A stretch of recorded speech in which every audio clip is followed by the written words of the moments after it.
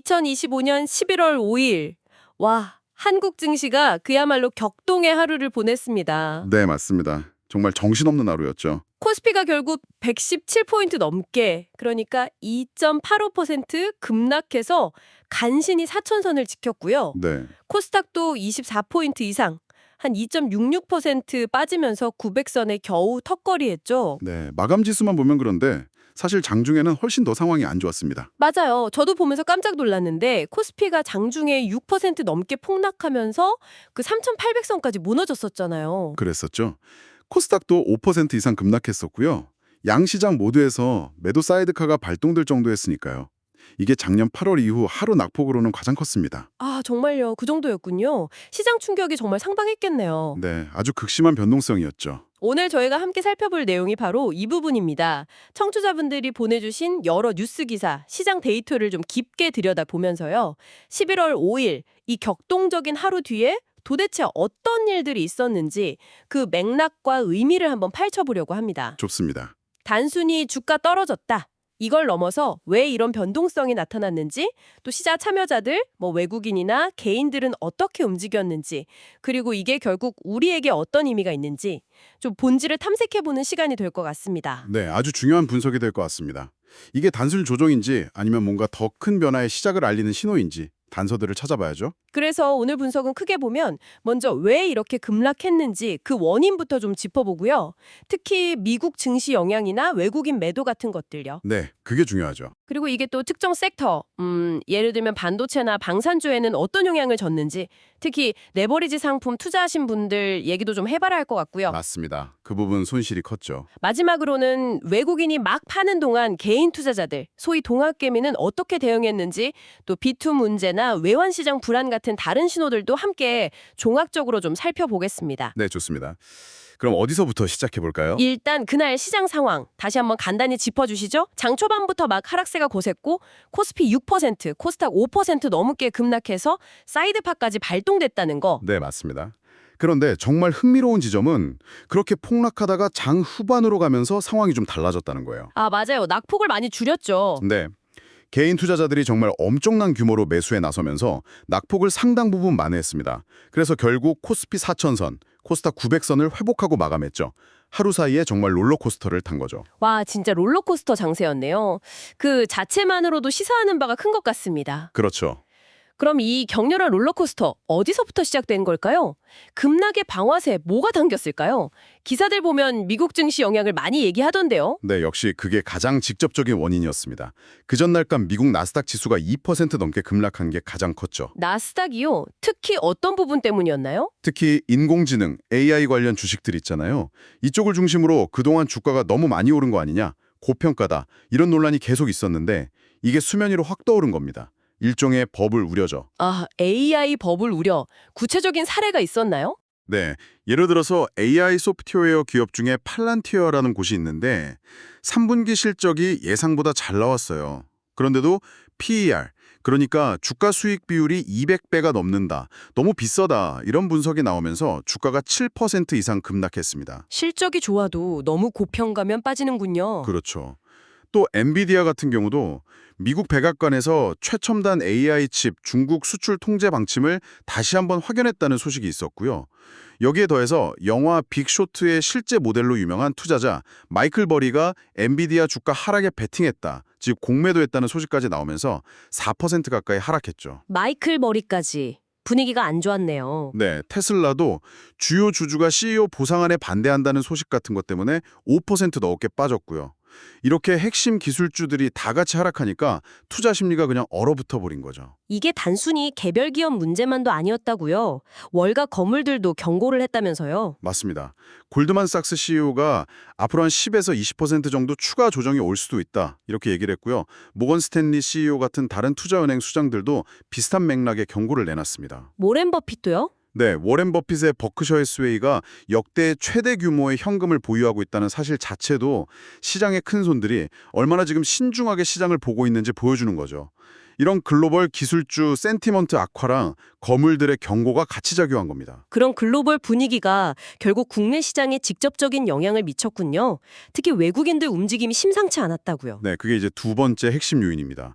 외국인 투자자들이 정말 기록적으로 팔아치웠어요. 얼마나 팔았나요? 코스피에서만 2조 5천억 원이 넘고요. 코스닥에서도 거의 6천억 원 가까이 순매도를 했습니다. 이게 올해 들어서 하루 기준으로 보면 최대 규모고 2021년 8월 이후로도 가장 큰 순매도 금액입니다. 와, 2조 5천억. 엄청나네요. 왜 이렇게 많이 판 걸까요? 아무래도 코스피가 그전에 4천선을 넘어서면서 단기간에 좀 많이 올랐잖아요.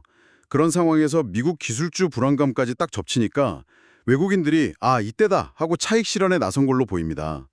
삼성전자가 외국인 순매도 1위였죠, 그날. 아하. 결국 글로벌 기술주 불안감하고 국내 증시가 단기적으로 좀 과열됐다는 인식이 딱 맞아떨어지면서 외국인들이 대규모 매도 버튼을 누른 거군요. 정확합니다. 네. 글로벌 센티먼트 악화가 국내 시장에 이미 쌓여있던 차익 실현 압력과 만나면서 그 효과가 증폭된 거죠. 이런 시장 충격 속에서 특히 타격을 많이 받은 분야가 반도체하고 방산주라고 하셨죠. 그리고 이쪽 관련해서 레버리지 상품 투자하신 분들 손실이 정말 컸다고요. 맞습니다. 반도체부터 보면요. 대장주 삼성전자가 장중에 7% 넘게 빠졌다가 그래도 락폭을 좀 줄여서 4.1% 하락으로 마감했어요. 간신히 10만전자는 지켰죠. SK 하이닉스는 더 극적이었다면서요? 네, 하이닉스는 장중에 8% 넘게 폭락했었어요. 그러다가 개인 매수세가 막 들어오면서 최종적으로는 1.19% 하락으로 마감했죠. 정말 드라마틱했습니다. 미국 AMD 실적도 좋았는데 AI 칩 규제 우려 때문에 주가가 빠진 것도 국내 반도체주 투자 심리에는 좀 안 좋게 작용했고요. 방산주는 어땠습니까? 최근에 정말 잘 나갔었는데. 네, 상승세가 가팔랐던 만큼 충격도 컸습니다. 방산 대장주인 한화 에어로스페이스가 5.94% 하락하면서 그 10만 원 선이 무너졌습니다. 10만 원 선이. 네, 근데 진짜 문제는 이런 핵심 종목들이 하락하는 것 자체보다도 이걸 기초자산으로 하는 레버리지 ETF나 ETN에 투자한 분들입니다.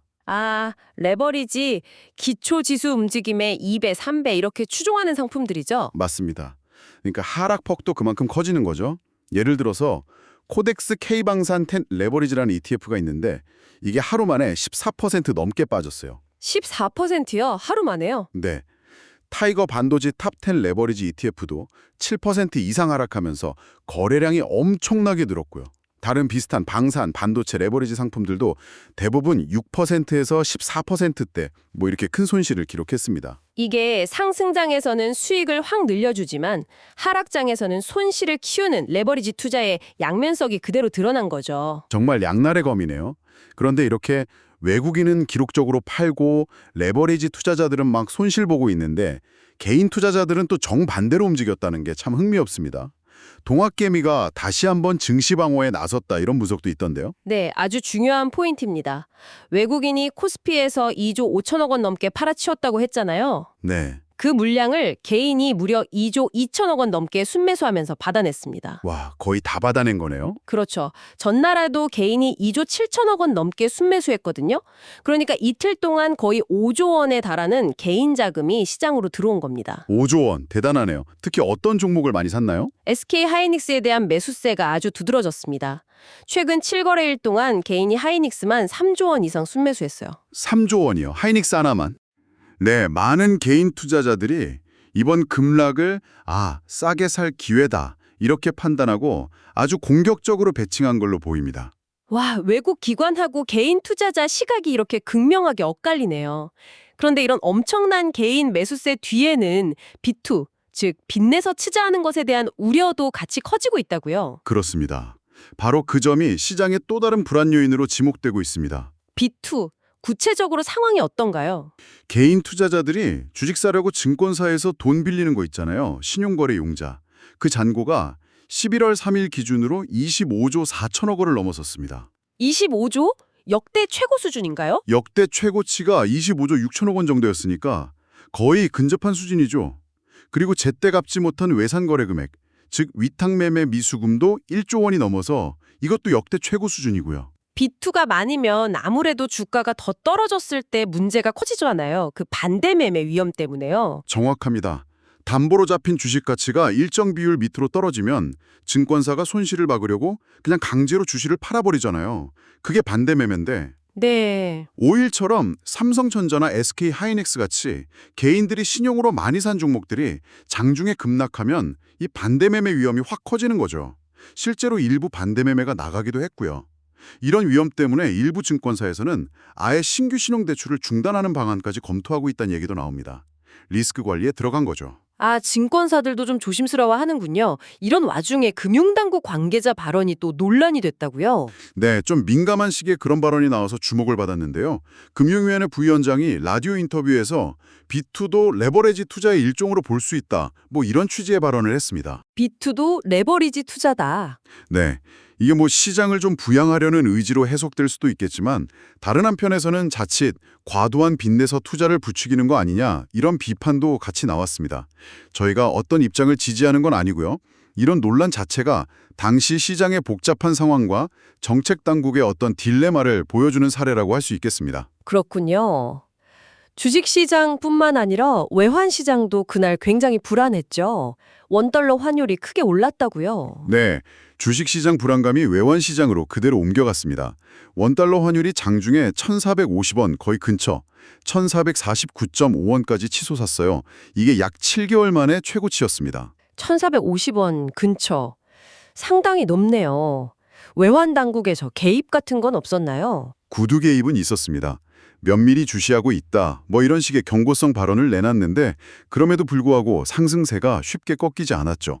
일각에서는 1,500원 가능성까지도 얘기가 나오는 상황이었습니다. 달러가 이렇게 강세를 보이는 이유 역시 시장 불안 때문이겠죠. 네, 여러 요인이 복합적인데요. 첫째는 역시 글로벌 금융시장 불안감이 커지면서 안전자산으로 통하는 달러를 사려는 수요가 늘어난 거고요. 둘째는 미국 연준의 추가 금리 인하 기대감이 좀 약해진 점. 셋째는 미국 정부 셧다운이 길어질 수 있다는 우려. 이런 것들이 다 겹쳤습니다. 달러 인덱스도 많이 올랐다고요. 네, 주요 6개국 통화 대비 달러 가치를 보여주는 달러 인덱스가 3개월 만에 100선을 다시 넘어서면서 전반적인 달러 강세 흐름을 보여줬고요. 여기에 결정적으로 국내 증시에서 외국인 자금이 대규모로 빠져나가면서 이들이 원화를 팔고 달러를 사서 나가려는 수요가 늘어난 것이 원화 약세를 더 심화시킨 거죠. 그럼 앞으로 환율은 어떻게 될까요? 당분간 이런 흐름이 계속될까요? 네, 단기적으로는 달러 강세 그리고 원화 약세 압력이 좀 이어질 수 있다는 전망이 우세합니다. 일부 증권사에서는 1,440원대를 중심으로 움직이거나 좀 넓게 보면 1,360원에서 1,480원 범위까지도 보고 있고요. 1,480원이요? 네, 다만 외환 당국이 계속 지켜보고 있으니 개입에 대한 경계감 같은 게 상승 속도를 좀 조절할 수는 있겠죠. 근데 최근에 좀 특이한 현상이 있었어요. 보통 코스피가 오르면 원달러 환율은 떨어지는데 최근에는 코스피도 오르고 환율도 같이 오르는 그런 이례적인 동조화 현상이 나타났습니다. 아, 정말요? 보통 반대로 가는데. 네, 지난 10월 두 지표 간의 상관계수가 플러스 0.64로 나왔는데 이게 시장이 얼마나 지금 복잡하게 돌아가고 있는지를 보여주는 또 다른 증거라고 할 수 있습니다. 와, 정말 복잡하게 얽혀 있네요. 시장은 급락했는데 또 다른 쪽에서는 상반되거나 긍정적인 신호들도 있었다고요. 이 엇갈리는 신호들, 이건 어떻게 봐야 할까요? 맞습니다. 이런 혼재된 신호들이 현재 시장 상황을 더 입체적으로 이해하게 해줍니다. 몇 가지만 좀 짚어보면요. 우선 되게 놀라운 건데 기업 공개, IPO 시장은 여전히 엄청나게 뜨겁습니다. 아, 증시는 불안한데 IPO는 잘 된다고요? 네, 11월에만 15개 기업이 청약을 앞두고 있고요. 특히 AI 관련 기업 노타, 반도체 기업 세나테크놀로지, 또 콘텐츠 기업 더펜크폰 컴퍼니 같은 성장성이 기대되는 섹터의 기업들은 기관 투자자들 대상 수요 예측 경쟁률이 아주 높게 나오고 있어요. 그건 좀 의외네요. 그렇죠. 단기적인 시장 변동성에도 불구하고 이런 미래 성장성에 대한 기대감은 여전히 살아있다는 걸 보여주는 거죠. 정부의 증시 활성화 기조랑 맞물려서 연말까지 이 열기가 이어질 거라는 전망도 있고요. 전문가들 시각도 좀 나뉘는 것 같더라고요. 네, 맞습니다. 다수의 증권사 리서치 센터에서는 이번 급락을 추세 속인 하락장의 시작이다 이렇게 보기보다는 단기적으로 너무 달아올랐던 걸 식히는 좀 건강한 조정 과정이다 이렇게 보는 시각이 좀 더 우세한 것 같습니다. 아, 건강한 조정이다. 네, AI나 기술주의 장기적인 성장 동력 자체는 여전히 유효하다 이런 분석들이죠. KB증권 같은 곳은 1980년대 3조 호황 때 조정이랑 비슷하다. 너무 비관적으로 볼 필요 없다. 이렇게 얘기도 하고요. 하지만 반대 목소리도 여전히 있죠. 물론입니다. 앞서 말씀드린 마이클 버리나 골드만삭스, 모건 스탠리 CEO들처럼 여전히 고평가 상태고 추가 조정이 더 올 수 있다. 이렇게 강하게 경고하는 목소리도 분명히 존재합니다. 개인 투자자들의 움직임도 이런 엇갈린 전망을 보여주는 것 같고요. 네, 국내 증시가 이렇게 흔들리니까 지난 10월에는 개인 투자자들이 해외 주식, 특히 미국 주식을 사상 최대 규모인 68억 달러어치나 순매수했습니다. 68억 달러요. 전부 미국 주식인가요? 대부분이 미국 주식이었고요. 주로 AI, 빅테크, 양자 컴퓨터 이런 쪽으로 집중됐습니다. 그러니까 국내 시장과 해외 시장에 대한 투자자들의 시각이나 전략이 굉장히 다양하게 나타나고 있는 거죠. 시장 내부적으로도 온도차가 상당했다고요. 모든 종목이 다 같이 오르내린 건 아니었다면서요. 네, 그건 10월 상승장 때부터 이미 뚜렷하게 나타났던 현상입니다. 10월에 코스피 지수가 거의 20% 가까이 급등했잖아요. 네, 엄청 올랐죠. 그런데 그 내용을 뜯어보면 삼성전자나 SK하이닉스 같은 정말 큰 대형주 중심의 코스피 50, 코스피 100 지수는 23, 24% 올랐어요. 코스피 평균보다 더 많이 오른 거죠. 아, 대형주 위주로. 네. 반면에 중형주 지수는 6% 정도 올랐고 소형주 지수는 거의 제자리 걸음 0.26% 상승에 그쳤습니다. 심지어 음식료나 통신 같은 내수 관련 업종은 오히려 하락했고요. 와, 차이가 엄청 크네요. 그렇죠. 그러니까 시장 전체가 다 같이 뜨거웠던 게 아니라 정말 일부 주도주만 계속 달아올랐던 그런 양극화 장세였던 겁니다. 11월 5일의 급락은 어찌 보면 이렇게 양극화된 상태에서 과열됐던 부분의 열기가 갑자기 확 식는 과정이었다. 이렇게 해석할 수도 있습니다. 그리고 또 하나 주목할 만한 게 공매도 증가 조짐인데요. 공매도요? 네, 대차거래 잔고, 그러니까 주식을 빌려서 공매도하려는 대기 물량인데 이게 125조 원을 넘어서 사상 최대치를 기록했어요. 이게 보통 공매도의 선행 지표로 보거든요. 그래서 단기 조정 가능성에 대한 경계심을 높이는 요인이 되고 있습니다. 특히 카카오페이나 LNF 같은 종목들은 공매도 잔고 비율이 높게 나타나고 있고요. 그런 와중에 또 방어주 쪽으로는 매수세가 좀 들어왔다고요? 네, 시장이 좀 조정 국면으로 들어가는 거 아니냐 이런 분위기가 생기니까 헬스케어, 예를 들면 신테카바이오나 경남제약 같은 그리고 통신주, KT, LG유플러스 같은 이런 경기 방어적인 성격의 주식들로 일부 매수세가 옮겨가는 모습도 관찰됐습니다. 자, 오늘 저희가 11월 5일 한국 증시를 뒤흔들었던 이 급락 사태를 정말 다양한 각도에서 한번 살펴봤습니다. 정리해보면 미국에서 시작된 AI 거품 우려와 외국인의 기록적인 매도세가 시장을 강타했지만 개인 투자자들의 정말 엄청난 매수세가 맞서면서 완전한 폭락은 막아냈다. 이렇게 볼 수 있겠고요. 네, 그렇죠. 하지만 동시에 역대 최고 수준의 비투 규모 그리고 계속 오르는 원달러 환율은 여전히 시장의 불안 요인으로 작용하고 있습니다. 네. 또 IPO 시장은 여전히 뜨겁고 전문가들 전망은 엇갈리는 등 여러 신호가 혼재된 상황 속에서 시장이 앞으로 어떤 방향으로 나아갈지 지금 탐색하는 그런 시간을 보내고 있는 것 같습니다. 이번 분석을 통해서 저희가 몇 가지 중요한 점을 다시 한번 확인할 수 있었던 것 같습니다. 첫째는 역시 한국 증시가 글로벌 경제, 특히 미국 기술주 동향과 정말 얼마나 밀접하게 연결되어 있는지. 네, 그건 정말 분명하죠. 둘째는 AI처럼 아무리 강력한 성장 테마가 있더라도 단기적으로는 과열될 수도 있고 또 조정이 올 수도 있다는 점. 그리고 그 변동성은 특히 레버리지 투자에는 아주 치명적일 수 있다는 교훈을 얻었고요.